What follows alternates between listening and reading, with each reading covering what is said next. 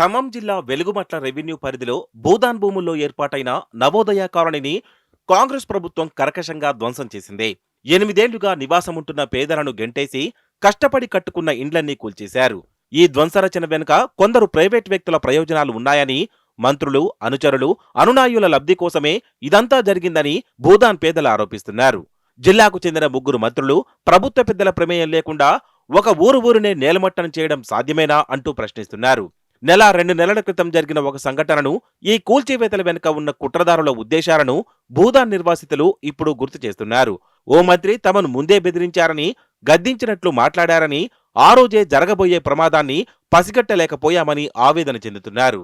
Bhoodan భూముల్లోని Navodaya colony వాసులు నెల రోజుల క్రితం ఖమ్మంలో ఒక మంత్రిని కలిశారట.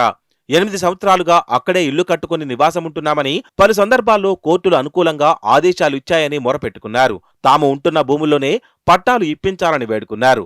మంత్రి సానుకూలంగా స్పందిస్తాడని భావించిన భూదాన్ పేదలకు అనూహ్య సమాధానం ఎదురైందట. ఎక్కడ ఖాళీ భూమి కనిపిస్తే అక్కడ గుడిసెలు వేసేస్తారా? అసలు అక్కడ పట్టాలెవడిచ్చాడు?